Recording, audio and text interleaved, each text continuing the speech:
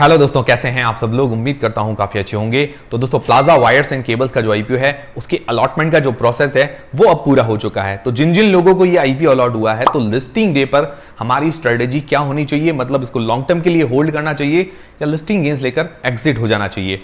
और जिन जिन लोगों को ये आईपीओ अलॉट नहीं हुआ है, क्या वो लिस्टिंग वाले दिन फायदा उठा सकते हैं या नहीं उठा सकते हैं, वो सारी चीजें जानेंगे। उसके अलावा इसकी अंदाजन लिस्टिंग प्राइस क्या हो सकती है, अंदाजन हमें लिस्टिंग गेन्स कितना मिल सकता है और इसकी लिस्टिंग डेट वगैरह कब है, सारी चीजें हम क्लियर करेंगे इस वीडियो के अंदर। वीडियो शुरू करने से पहले दोस्तों, टेलीग्राम, इंस्टाग्राम और फ्री में डीमेट अकाउंट सबकी लिंक आपको डिस्क्रिप्शन के अंदर मिल जाएगी। सबसे पहले दोस्तों बात करें इसकी लिस्टिंग डेट की। तो दोस्तों, इसकी जो लिस्टिंग डेट है, ऑफिशियल लिस्टिंग डेट 13 अक्टूबर को ये शेयर मार्केट के अंदर हमें लिस्ट होते हुए देखने को मिल जाएगा। कोई भी आईपीओ 10 बजे के आसपास लिस्ट होता है। 9 बजे मार्केट खुलता है, 10 बजे किसी भी आईपीओ की लिस्टिंग होती है। उससे पहले उस शेयर को हम बाय और सेल नहीं कर सकते हैं, ये चीज आप ध्यान में रखिएगा।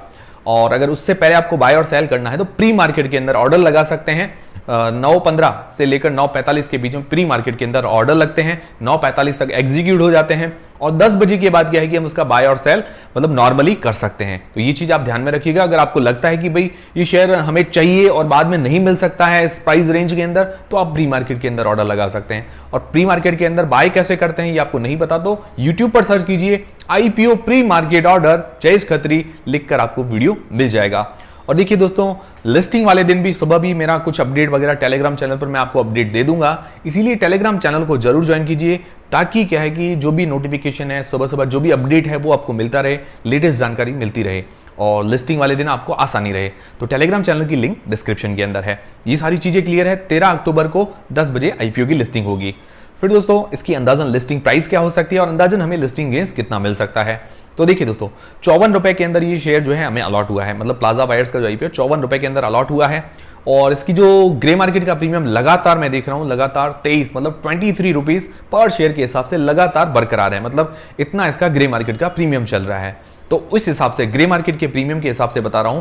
और दोस्तों, ग्रे मार्केट के भरोसे नहीं रहना चाहिए, फिक्स चीज नहीं है, एक सिर्फ अंदाजा है। पर हम अंदाजा लेके चलते हैं ग्रे मार्केट के अनुसार, तो जो इसकी लिस्टिंग प्राइस आ रही है करीबन 77 रुपए, मतलब 77 रुपीज ग्रे मार्केट के अनुसार इसकी लिस्टिंग प्राइस आ रही है, मतलब अंदाजन इसके आसपास लिस्ट हो सकता है। पर हम रेंज के अंदर लेके चलते हैं, क्योंकि डिमांड घट भी सकती है और बढ़ भी सकती है। जरूरी तो है नहीं कि भाई जो फिक्स ग्रे मार्केट का प्रीमियम चल रहा है उस हिसाब से लिस्टिंग हो, तो घट भी सकती है और बढ़ भी सकती है। उस हिसाब से प्राइस रेंज अगर हम लेके चलें तो 70 रुपए से लेकर 85 मतलब 70 रुपीज से लेकर 85 रुपीज के बीच में हमें इसकी लिस्टिंग देखने को मिल सकती है। और देखिए दोस्तों, तो अंदाजन हमें लिस्टिंग प्राइस पता चल गई, अंदाजा है, फिक्स चीज नहीं है। 70 से लेकर 85 रुपए के बीच में हमें अंदाजन लिस्टिंग प्राइस देखने को मिल सकती है, जिस हिसाब से डिमांड है उस हिसाब से।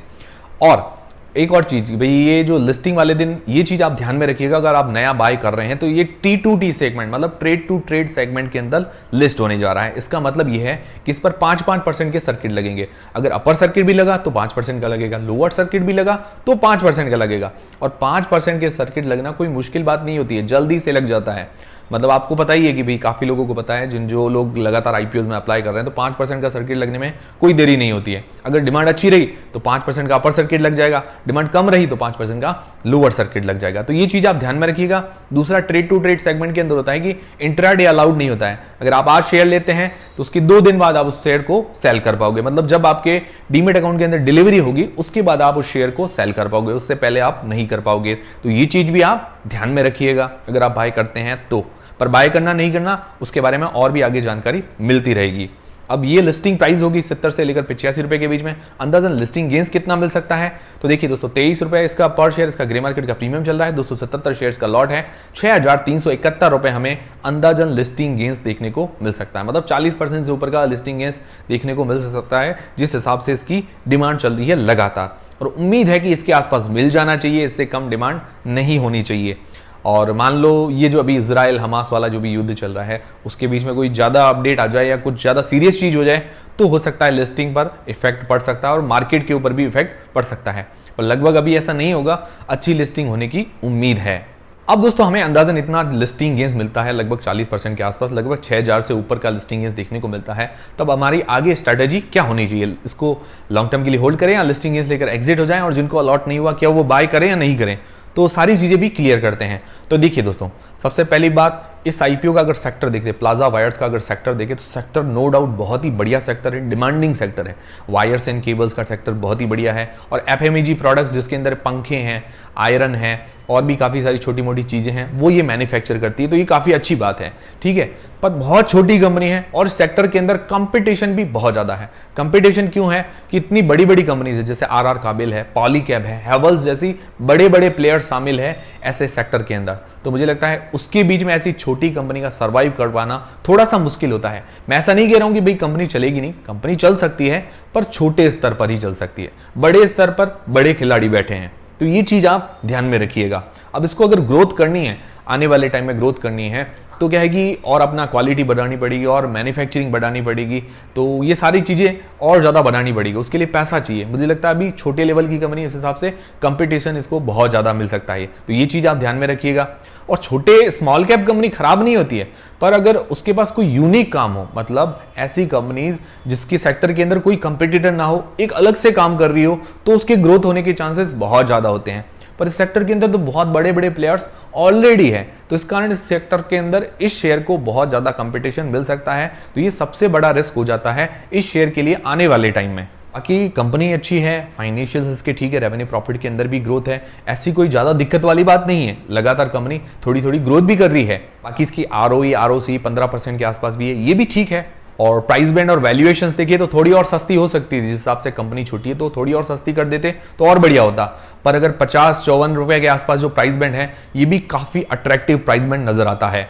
और मुझे लगता है जो इसका प्राइस बैंड है 54 रुपए के आसपास, उस कारण इस आईपीओ की डिमांड बहुत अच्छी है ग्रे मार्केट के अंदर, ये चीज आप ध्यान में रखिएगा। और बाकी इसकी एंकर लिस्ट की बात करें तो एंकर लिस्ट कोई खास नहीं है, मतलब कोई बड़े एंकर इन्वेस्टर शामिल नहीं है, तो ये भी थोड़ा नेगेटिव पॉइंट हो जाता है। जब भी कोई बड़ा एंकर इन्वेस्टर आता है तो उसके मतलब लॉन्ग टर्म में अच्छे ग्रोथ होने के चांसेस होते हैं, तो ये एंकर लिस्ट अच्छी नहीं है, तो ये भी थोड़ा सा नेगेटिव पॉइंट हो जाता है। तो पर्सनली मेरा क्या होता, अगर मुझे ये आईपीओ अलॉट हो जाता तो मैं क्या करता, मैं सिर्फ लिस्टिंग गेन्स लेकर एग्जिट हो जाता। मतलब शुरुआत से ही मेरा यही इरादा था कि भाई लिस्टिंग गेन्स के लिए अप्लाई कर रहा हूँ, लिस्टिंग गेन्स लेकर एग्जिट हो जाता, क्योंकि स्मॉल कैप है, थोड़ा रिस्क ज्यादा रहता है, तो मुझे जितना मिल रहा है प्रॉफिट वो लेके मैं एग्जिट हो जाता। पर्सनली मेरी यही स्ट्रेटेजी रहती।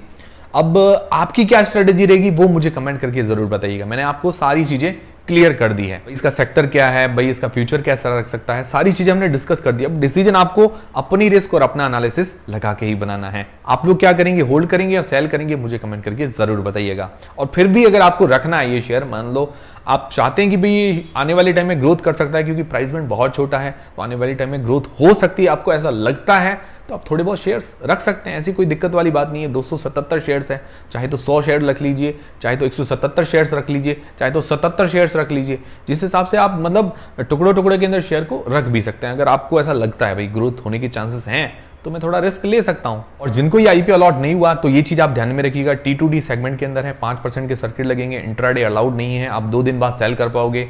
और किसी भी आईपीओ की अगर डिमांड कम होती है, मान लो 2 दिन बाद लोअर सर्किट भी लग सकते हैं, तो ये चीज आप सारी ध्यान में रखिएगा। पर्सनली मुझे तो ऐसा लग रहा है कि भाई एकदम से क्लियर स्थिति हो जाए ना, जब कोई भी ऐसा आईपीओ हो, कोई भी ऐसी कंपनी हो जिसके अंदर एकदम क्लियर स्थिति हो कि भाई इसके अंदर तो हमें अच्छा लिस्टिंग मिलेगा ही, इसके अंदर कोई डाउट नहीं है, तो उसके अंदर हमें हाथ आजमाना चाहिए। बाकी पर्सनली मैं तो इसके अंदर लिस्टिंग वाले दिन इसको पर्सनली बाय करने की कोशिश नहीं करूंगा। अगर हाँ सस्ते में मिल जाता है 50-60 के लेवल के आसपास, तो मैं विचार कर सकता हूं भाई, जो 54 रुपए के आसपास ये अलॉट हुआ है, तो 60 रुपए के आसपास मिल जाए, 65 रुपए के आसपास, तो विचार किया जा सकता है। बाकी 77-80 रुपए के आसपास थोड़ा महंगा है। ये पर्सनल मेरा व्यू है, मैं आपको ये नहीं कह रहा हूं कि भाई मुझे ही फॉलो कीजिए, जो आपका डिसीजन है आप अपनी रिस्क और अपना एनालिसिस लगा के लीजिएगा। ये मेरा पर्सनल व्यू है जो मैंने आपको बता दिया। तो दोस्तों ये था प्लाजा वायर्स आईपीओ की लिस्टिंग डे स्ट्रेटेजी पर वीडियो उम्मीद करता हूं पसंद आया होगा, हमारी स्ट्रेटेजी पसंद आएगी। पसंद आई तो वीडियो को एक लाइक जरूर करें, चैनल को सब्सक्राइब कर लें। मिलते हैं दोस्तों अगले वीडियो के अंदर। टेलीग्राम, इंस्टाग्राम और फ्री में डीमेट अकाउंट सबकी लिंक डिस्क्रिप्शन के अंदर है।